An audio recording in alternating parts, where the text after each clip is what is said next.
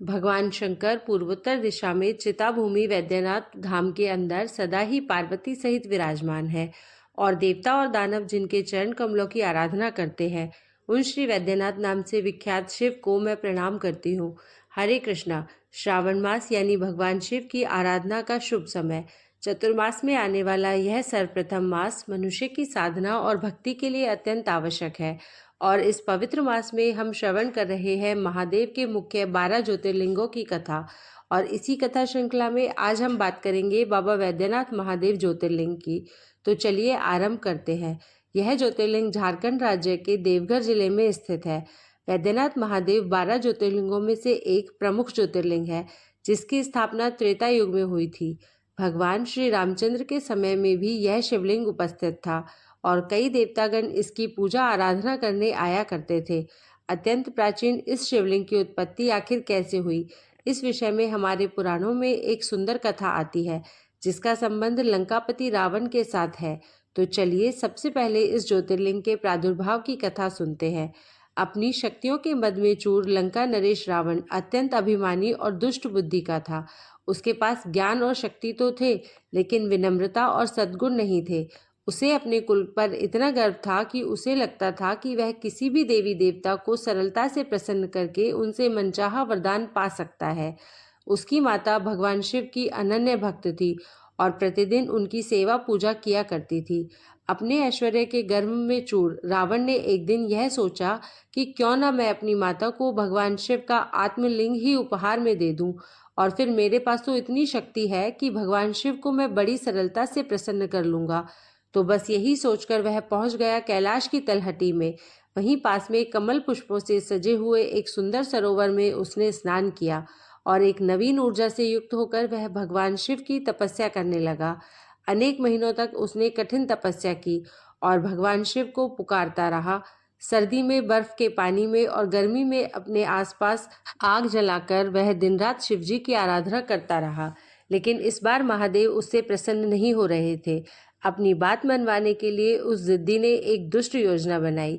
उसने अपने सामने एक अग्नि प्रज्वलित की और उस अग्नि में वह अपने एक के बाद एक सभी सिरों को काटकर भगवान शिव को अर्पित करने लगा।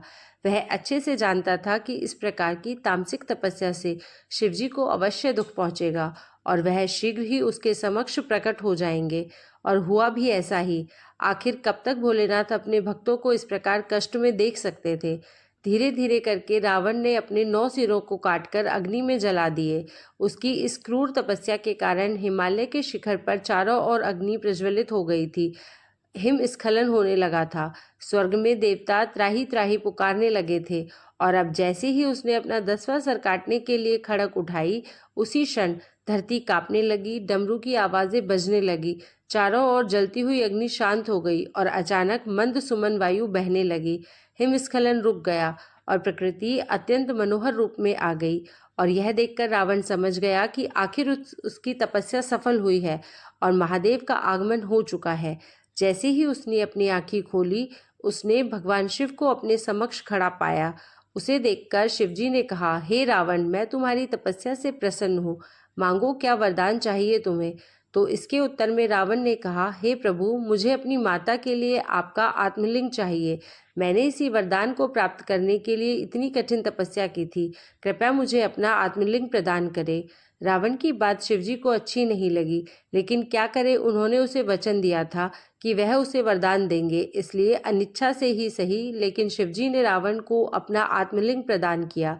लेकिन उसके साथ साथ उन्होंने रावण को चेतावनी देते हुए कहा कि हे रावण, यह मेरा आत्मलिंग है, साधारण वस्तु नहीं, इसलिए याद रखना, जब तक तुम लंका न पहुंच जाओ इसे अपने हाथ में ही उठाकर रखना।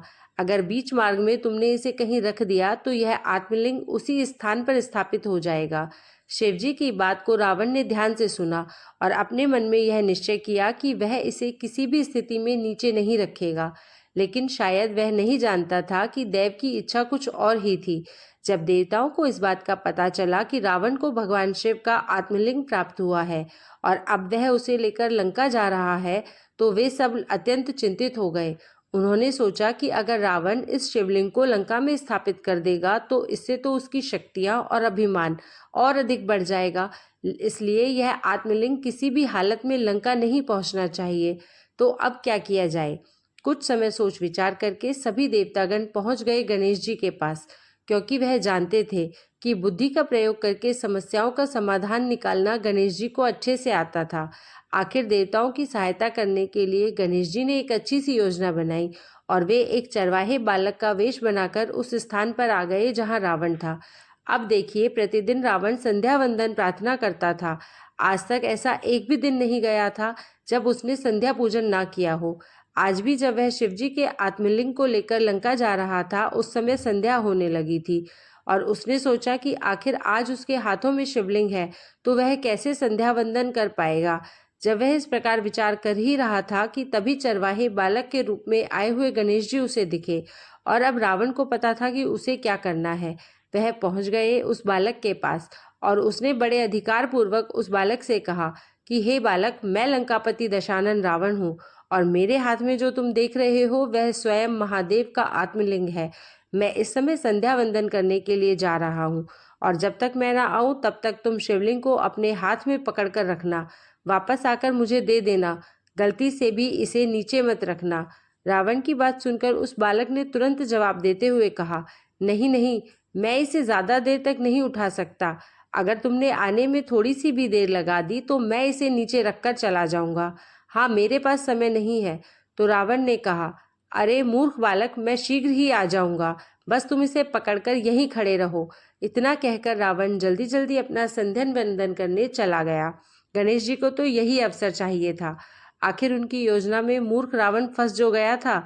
तो बस गणेश जी ने थोड़ी देर शिवलिंग को उठाया और फिर तुरंत उसे नीचे रख दिया और भगवान शिव का आत्मलिंग वहीं पर स्थापित हो गया। वह शिवलिंग भूमि में पाताल लोक तक उतर चुका था, केवल 8 अंगुल बाहर रह गया। रावण निराश हो गया। उसने चंद्र को बनाया, उसमें सब तीर्थों को जल इकट्ठा किया और सब तीर्थ जल से भगवान शिव का अभिषेक किया।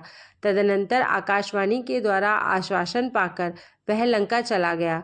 दूर दूर से जल लाकर यहाँ ज्योतिर्लिंग का अभिषेक करने का बड़ा महत्व है। भगवान शिव का वह आत्मलिंग वहीं पर स्थापित हो गया।